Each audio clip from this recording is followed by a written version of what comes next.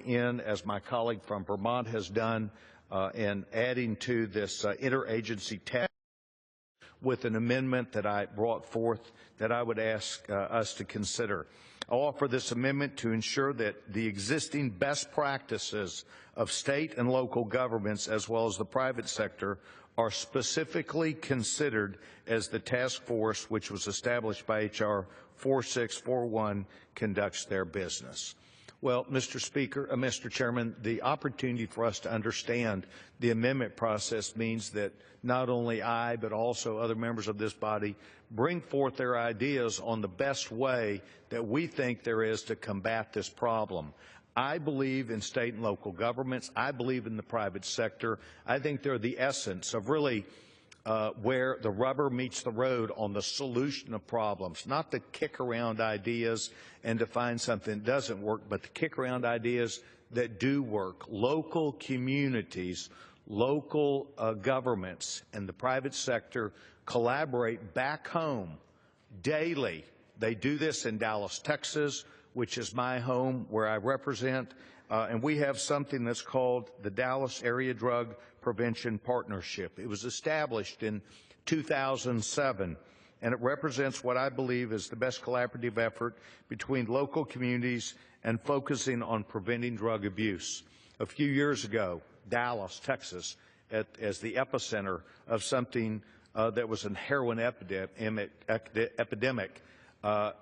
was looking at a marketing effort by Mexican drug dealers with something that was called cheese. And cheese was a marketing effort, but it was heroin, and it was being packaged and sold as cheese. In fact, it caused the death of some 25 people in Dallas, Texas, very quickly before law enforcement recognized what the problem was. Law enforcement worked with community leaders, church leaders, religious leaders, Boy Scout troops, Girl Scout troops, youth groups, YMCAs, and we got a handle on what the problem was. But it was not solved by the federal government. It was not done just by an interagency departmental group of people in Washington, D.C. It was solved with Washington, D.C., and with people back home who saw the problem firsthand, who took responsibility for the problem firsthand. And in this case, what we're trying to say is we're dealing with a nationwide epidemic. The nationwide epidemic, which we have spoken very plainly about today, is one that is caused through opioid use that then's the translation to heroin at some point in a person's life. It's creating thousands of deaths across our country. And something must be done.